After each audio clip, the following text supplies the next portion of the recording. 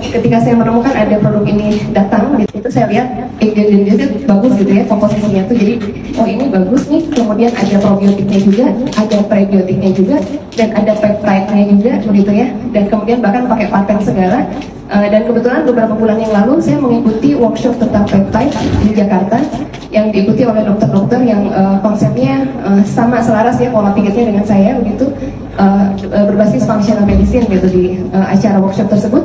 Dan di situ saya mengetahui ternyata peptide itu adalah ilmu yang sangat sedang happening di dunia saat ini gitu, sedang tren gitu ya di kalangan orang-orang yang mengerti gitu. Dan kemudian ternyata peptide itu sesuatu yang hebat juga gitu ya untuk mentreatment berbagai permasalahan dan berkaitan dengan akar masalah kondisi kesehatan.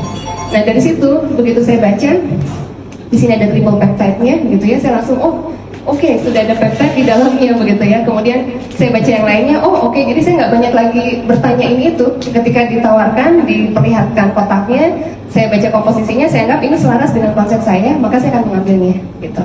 Nah, dan dalam perjalanannya karena konsep saya polimodalitas dan polinutrisi, maka aplikasi menggunakan aplikasi kepada pasien ya, treatmentnya menggunakan ini adalah suplementasi yang sangat baik, mendukung semua modalitas yang sudah ada yang sudah saya jalankan. Karena pada dasarnya sih sebetulnya ini basic ya, ini adalah nutrisi adalah basic, dan nutrisi adalah akar masalah. Lalu saya bisa menuju ke siapa untuk orang mengkonsumsi ini? Siapapun.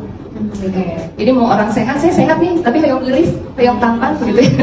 Ini bisa disolusikan begitu. Kemudian bagi yang berpenyakit, ya tentu bisa membantu gitu. Tetapi memang kan bukan obat tadi ya, nutrisi tambahan yang sifatnya mendukung akar masalah. Nah seperti itu, hampir semua penyakit saya kira no problem, yang tanpa penyakit pun no problem. Sekedar tumbuh kembang juga oke, silahkan begitu. Nah kemudian mengenai berapa lama? Ya itu juga case by case juga, tergantung kasusnya dan tergantung anggaran saya kira mungkin ya. Ujung-ujungnya duit ya gitu kan, mau nggak mau ada pembiayaan yang harus dikeluarkan ya. Jadi saya pun akhirnya melihat pasien dengan kondisi latar belakang mereka yang kira-kira anggarannya memadai, saya akan tawarkan dengan kelengkapan semua polimodalitas saya gitu ya. Bagi yang kira-kira tidak, saya akan sebutkan saya punya ini semua, jadi saya tetap harus sebutkan apa yang bisa saya berikan ya, tetapi silakan Anda punya anggaran berapa, saya akan bantu atur gitu, kira-kira begitu ya. Itu yang memang selama ini saya lakukan. Terus kalau misalnya seandainya kita punya uang yang banyak dan tidak terbatas, dan Allah Maha Kaya, boleh-boleh saja suatu saat kita seperti itu ya. Nah itu selamanya juga nggak apa-apa gitu mengkonsumsi ini, karena kita selamanya akan membutuhkan nutrisi. Betul. Ya, jadi kalau misalnya ada yang bilang saya cuma mau minum air putih selama 3 bulan saja, kira-kira gimana? Itu nutrisi juga air tuh.